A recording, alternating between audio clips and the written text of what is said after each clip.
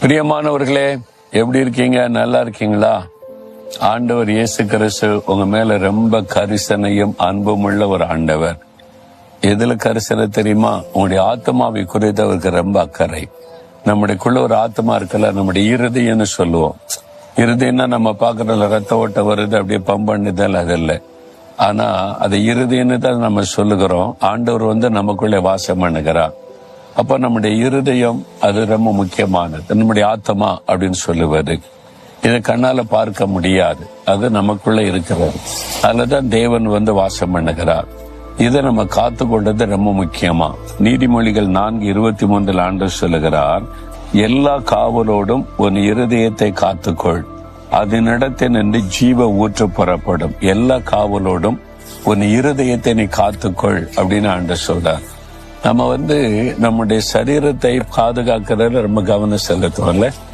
நம்ம ஆரோக்கியமா இருக்கணும், வியாதி வரக்கூடாது, அதுக்காக காலையில ஓடுறது, எக்ஸசைஸ் பண்றது, சாப்பிடுவதில் கவனம் செலுத்துறது நல்லது.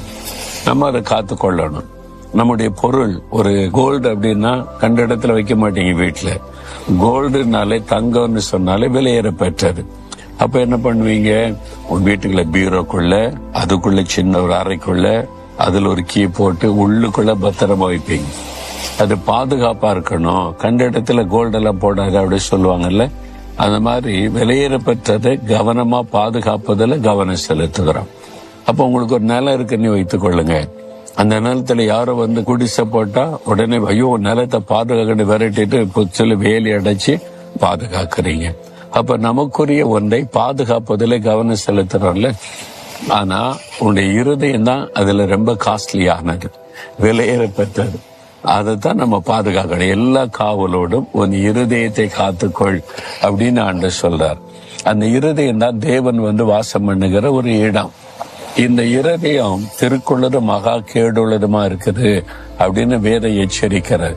ஏன்னா சாத்தா அந்த இருதயத்தை கரைப்படுத்தி அதுக்குள்ளதான் நுழைய பார்ப்போம். நம்முடைய ஆத்மா, அந்த இருதயம் என்கிற ஆத்மாவை கரைப்படுத்திட்டா தேவனோடு உள்ள தொடர்பு போயிரும், நம்முடைய சந்தோஷம் போயிரும், ஆசீர்வாதம் போயிரும், நன்மைகள் போயிரும். பிசாசுக்கு அது தெரியும். அதனால எப்பொழுதுமே நம்முடைய இருதயத்தை குறிவைத்து நம்முடைய ஆத்மாவை பாவத்தினாலே கரைப்படுத்தி அவன் கிரியை செய்து கொண்டே இருப்பான். அதனால தான் ஆண்டவர் சொல்றார், எல்லா காவலோடும் உன் இருதயத்தை காத்துக்கொள். அந்த இருதயத்தில் அப்படி என்னங்க இருக்குன்னா, இயேசுவை போல மனுஷனுடைய இருதயத்தில் இருக்கிறதை வெளிப்படுத்தி பேசினது யாருமே கிடையாது. மார்க்